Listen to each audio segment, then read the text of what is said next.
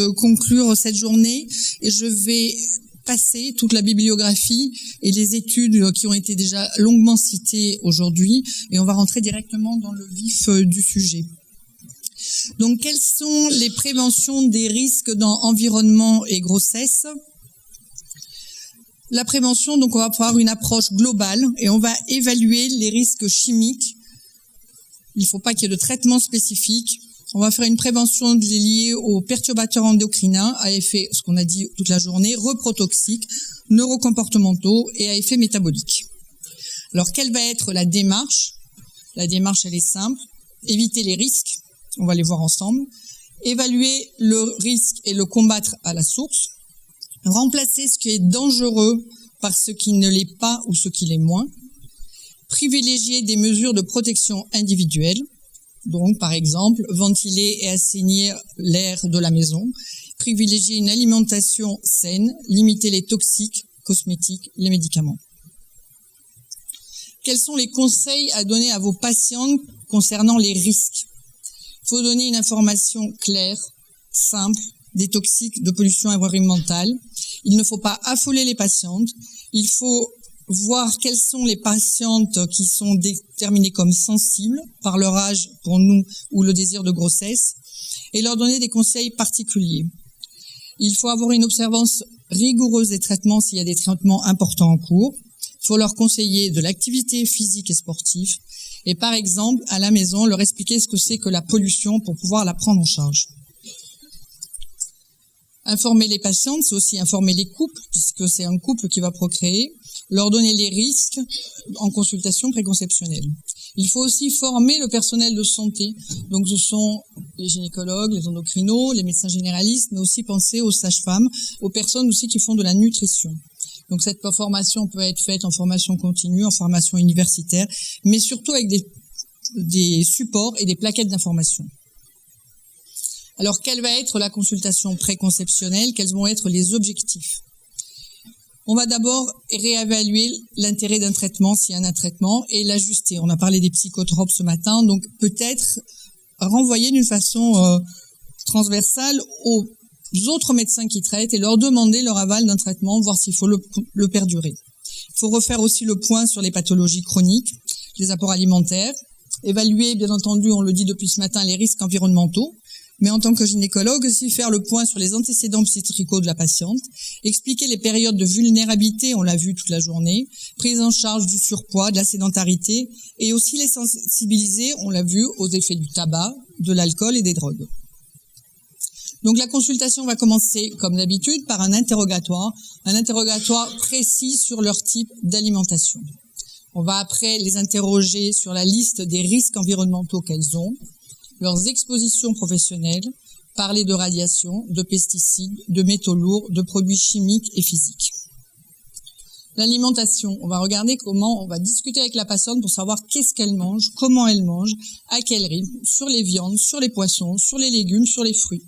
On va évaluer avec elle sa consommation de graisse, de sucre, de fibres et en particulier parler des produits finis.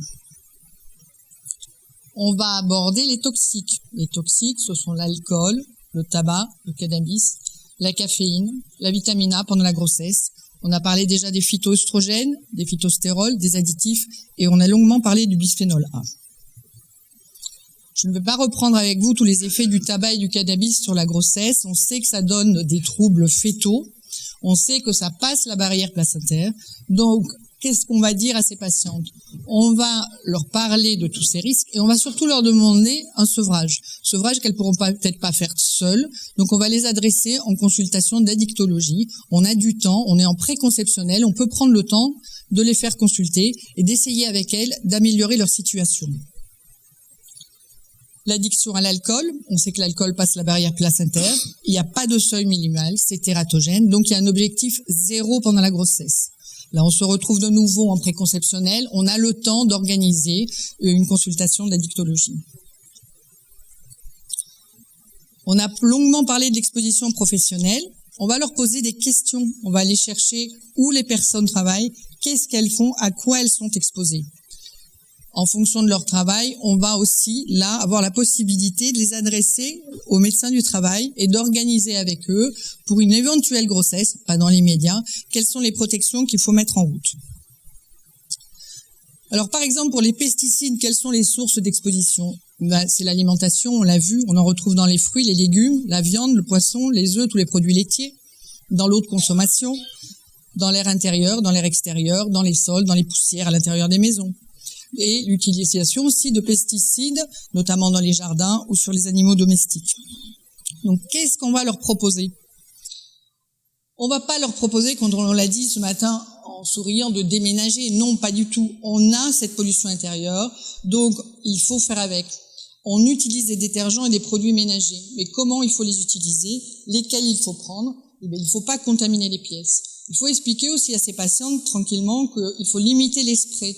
Les sprays pour avoir des bonnes odeurs dans la maison, des sprays pour éliminer la poussière. Qu'est-ce qu'on va leur conseiller au domicile? On va leur conseiller d'éliminer les poussières. Donc c'est aérer les pièces, au moins 10 minutes par jour, passer l'aspirateur. Tout ça, il faut leur repréciser. On a utilisé surtout des produits moins toxiques. À l'heure actuelle, dans le commerce, vous avez quand même des produits moins toxiques. Et si vous utilisez des produits toxiques, savoir comment il faut les utiliser, en particulier mettre des gants. Donc on va leur proposer des moyens simples, efficaces, pour réduire les toxiques à la maison sans les affoler. Quel est le but? C'est de donner des conseils rassurants, des conseils simples, faciles à suivre, qui sont logiques et qui ne sont pas pour une femme, mais pour toutes les femmes. Alors en particulier pour les poissons. Les poissons, il y a un intérêt à en manger parce que c'est un apport en protéines, en oméga 3. Il faut consommer plutôt du poisson frais. Il y a certains, bien entendu, poissons à proscrire. Il faut manger 2 à 3 portions de poissons par semaine, dont d'un poisson gras. Quelles sont les recommandations? Manger des poissons gras de petite taille. Ce sont les sardines, les maquereaux, les harengs, les anchois, ou des poissons maigres. Éviter les gros poissons. On l'a vu, les gros poissons prédateurs sont source de bioaccumulation. Donc on va pas manger. Quand on est enceinte, c'est pas pour tout le monde, c'est vraiment pour la femme enceinte. On va éviter les grands prédateurs. On va limiter les consommations aussi de poissons d'eau douce qui peuvent être une source d'intoxication une fois tous les 2 mois, en préférant donc des poissons d'élevage bio. Il faut faire varier les espèces, varier le lieu d'approvisionnement. Par contre, il est sûr qu'on va interdire les crustacés pendant la grossesse parce qu'ils concentrent et les métaux lourds et notamment le cadmium. Pour la viande, lorsque la patiente sera enceinte, il est conseillé de manger de la viande rouge qu'une seule fois par semaine, de manger de la viande blanche et avoir aussi accès aux légumineuses qui sont des protéines végétales. Il faut éviter les abats, en particulier les rognons qui concentrent le cadmium. Éviter, on en a parlé, les viandes en barquette, privilégier la viande achetée en boucherie, privilégier le bio et l'élevage raisonné. Il y a une étude récente qui est sortie qui met en évidence dans la population une alimentation bio avec une culture raisonnée. L'apparition dans cette population-là, un effet sur le poids et un effet sur les allergies qui sont diminuées. D'une part parce qu'il y a moins de pesticides, il y a des meilleurs oméga 3 et les patients font attention à ce qu'ils mangent. On va préférer les cuissons lentes, les cuissons douces et longues parce qu'on va avoir moins de perturbateurs endocriniens lorsqu'on aura fait cuire plus longtemps les aliments. On va éviter le grill, le barbecue pour les brebis grasses, on en a parlé, et essayer aussi de consommer des produits qui sont certifiés bio, par exemple pour les œufs bio et en lavage en plein air. Il y a des codes sur vos œufs, il suffit de prendre les œufs qui commencent par un chiffre, qui commence par 0 ou 1. Ce sont des mentions obligatoires à l'heure actuelle. Donc, il faut préférer, on dit, une alimentation biologique, sans pesticides, sans hormones. Il faut conseiller quand même des fruits et légumes. Vous le savez, il faut laver les fruits abondamment ou ne pas utiliser de détergent pour les laver. Il faut les éplucher. Il faut consommer plutôt des fruits de saison, de culture biologique, là encore. Il y a des labels. Il faut faire attention donc encore aux conservateurs.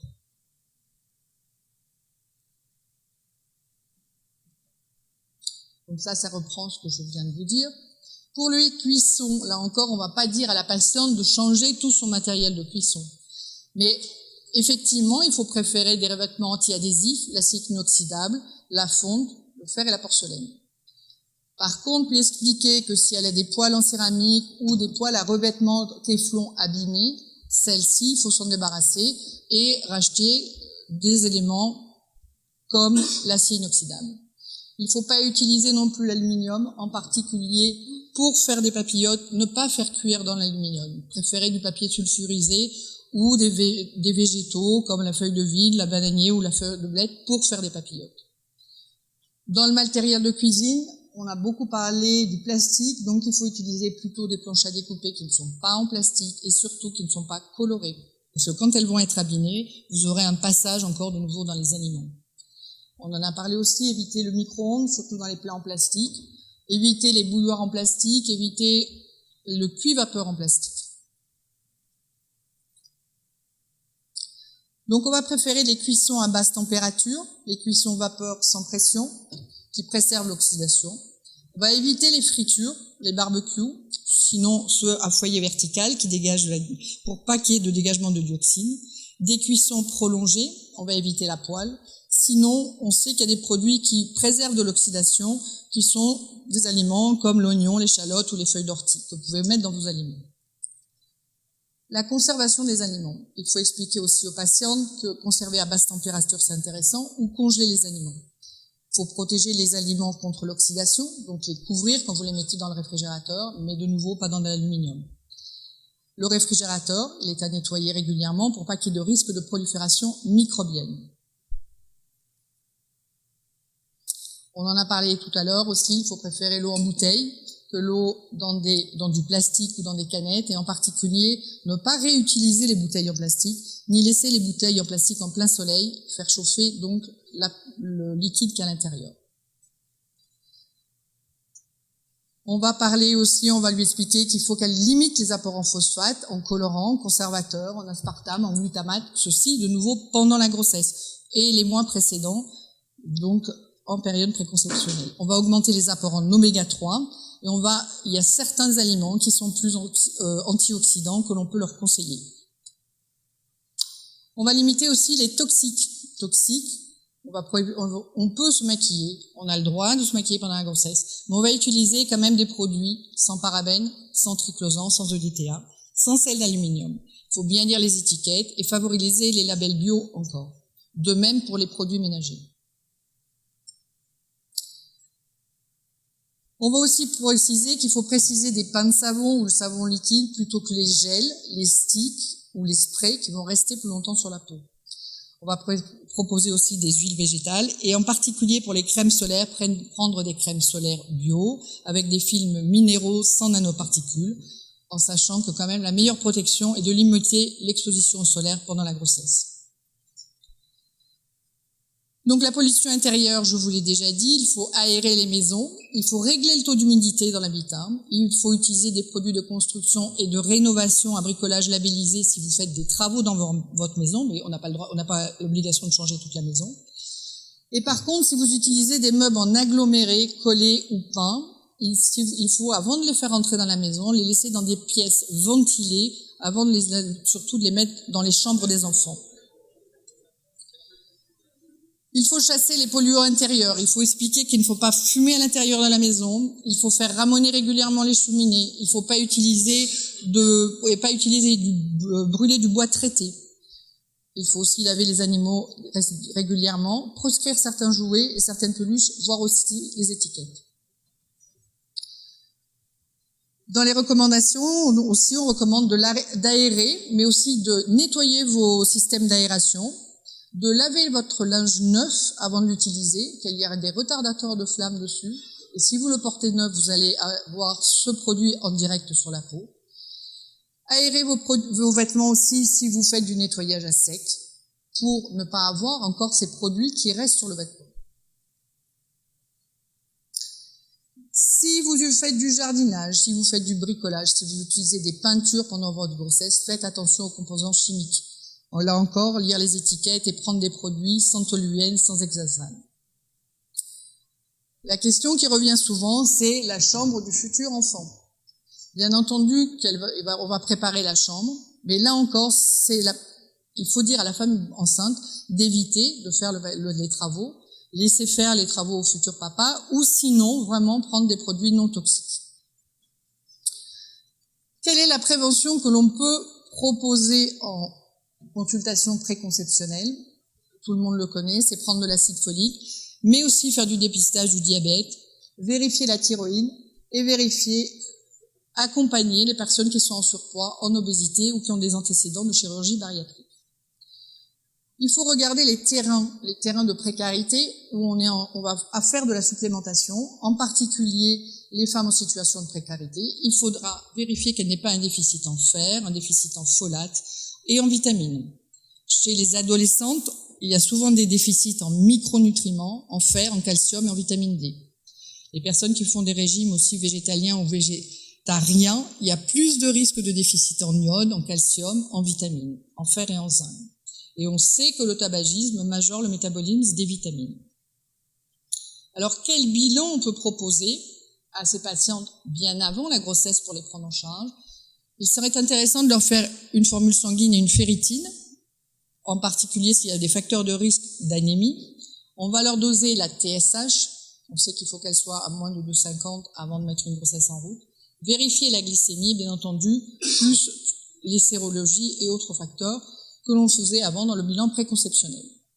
À l'heure actuelle, il y a des études qui sont sorties par rapport au fer, d'où l'intérêt de le doser en préconceptionnel. Les supplémentations ne doivent être faites pendant la grossesse que s'il y a une anémie. En particulier, si le fer est à moins de 11 grammes au premier et au troisième trimestre ou 10,5 au deuxième trimestre. Pardon. Il n'y a pas de traitement systématique et en particulier, on sait que les surcharges massiales ou les compléments ferriques systématiques risquent d'entraîner des faibles poids à la naissance, des prééclampsies et des diabètes gestationnels. Alors, quelles recommandations proposer? Mettre les femmes sous acide folique, oui. Vraisemblablement donner de la vitamine D. Donner du sélénium. Du sélénium, pourquoi? Parce que, on vous en reparlera demain, le mercure se fixe sur les enzymes qui transforment la T4 en T3, et on sait que le manque de sélénium peut donner des risques sur la thyroïde au cours du premier trimestre quand il y a trop de mercure qui va prendre la place du sélénium dans cette enzyme. Apport d'iode systématique, les oméga 3, que ce soit par les poissons ou par les végétaux, la vitamine D, c'est intéressant, ainsi que le calcium. Faut-il proposer une détoxification? C'est une question que tout le monde peut se poser. Alors, qu'est-ce que vous allez faire en préconception? Quelle ordonnance allez-vous prescrire? Vous allez mettre de l'acide folique à 0,4, un comprimé par jour pendant minimum 3 mois. Prescrire de la vitamine D, plutôt de la Zimadé, puisqu'on sait que dans l'UV-dose, il y a du toluène et que dans le stérogile, il y a de l'antigel, donc il vaudrait mieux ne pas en proposer avant la grossesse. Donner des compléments à base de sélénium. Moi, je préfère des compléments simples et uniques, donc donner que du sélénium. Apporter des oméga 3, c'est important. Et donner de l'iode, 150 microgrammes par jour, en complément de l'alimentation. Ce complément alimentaire peut être soit encore un oligo-élément, soit inciter les patientes à utiliser du sel avec une adjonction d'iode. Alors après, il y a dans l'alimentation crétoise cette plante que vous retrouvez ici aussi, puisque je l'ai vu dans vos livres de phytothérapie créole. Cette plante, c'est le pourpier, qui a un avantage, c'est qu'on sait que 100 grammes de pourpier légumes, donc en salade, apporte un quart des besoins quotidiens en oméga 3, apporte 40% des apports journaliers de vitamine C et 100% de la vitamine E. Donc c'est une plante qui est utilisée beaucoup en phytothérapie parce qu'on sait que c'est une plante importante qui peut prendre le relais, en particulier du manque d'oméga 3 si les patientes mangent moins de poissons. Donc vous le trouvez soit en légumes, soit en complément simple en phytothérapie. L'iode, vous pouvez l'apporter, je vous l'ai dit, avec les sels iodés, mais on le trouve aussi dans les algues, donc 2 algues qui en contiennent beaucoup, une algue rouge et une algue brune, que vous pouvez trouver aussi en phytothérapie. Alors, la détoxification, oui, elle se passe comment? Vous avez des toxines qui sont liposolubles, qui vont avoir 2 étapes de détoxification au niveau du foie, qui vont permettre d'avoir des produits hydrosolubles qui vont être éliminés par voie de la vésicule biliaire ou par les reins. Vous voyez qu'il y a énormément de nutriments nécessaires à ces 2 voies de détoxification. Alors, il y a une étude, comme j'ai pas parlé des études, il y a une étude intéressante sur l'alimentation et les PCB dont Patrick reparlera peut-être, du professeur Maury, qui a étudié les PCB et l'alimentation par le poisson au Japon. Et il a regardé, en arrêtant cette alimentation de poisson sur 3 mois, la diminution du taux des PCB. Et ils ont regardé aussi avec une molécule, la cholestéramine, qui est une molécule qui va augmenter l'excrétion biliaire. Donc, ils ont vu aussi qu'en rajoutant ce produit, ils amélioraient le taux des PCB. Alors, des produits détoxifiants, oui, pourquoi pas. On est en train de regarder comment on pourrait faire un produit détoxifiant et faire un protocole d'étude en mettant des vitamines B, du glutathion, de la zéolite et ferait vraisemblablement d'autres produits qui joueraient sur le foie et sur la vésicule biliaire. Le glutathion, pourquoi? Parce qu'on sait qu'au niveau du foie, il joue au niveau de l'oxydoréduction et qu'il détoxifie les toxines liposolubles, en particulier les polluants, les métaux lourds et les pesticides. On sait aussi que sa concentration est entravée par la fumée de tabac, par les mauvais apports nutritionnels, la consommation excessive d'alcool et les toxiques chimiques. Donc ce taux de glutathion, s'il est amélioré, on peut penser qu'on va améliorer la détoxification. La zéolite, c'est un produit moins connu, qui est un aluminosilicate, qui est une cendre volcanique, qui est utilisée particulièrement plus facilement au Japon. Ça a une structure poreuse et qui capte les métaux à charge positive. Ça a un pouvoir d'absorption très élevé. Une fois qu'il a capté le métal, il ne le relâche pas et il est après excrété par voie biliaire, il repasse dans le tube digestif et il pourrait être éliminé.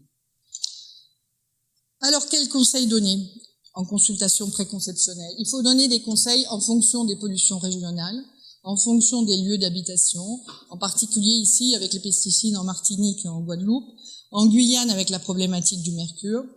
Nous avons des problématiques émergentes récentes qui ont été publiées il y a une dizaine de jours autour de Fos-sur-Mer avec les PCB et la dioxine qui sont il y a de la pétrochimie classée Céveso.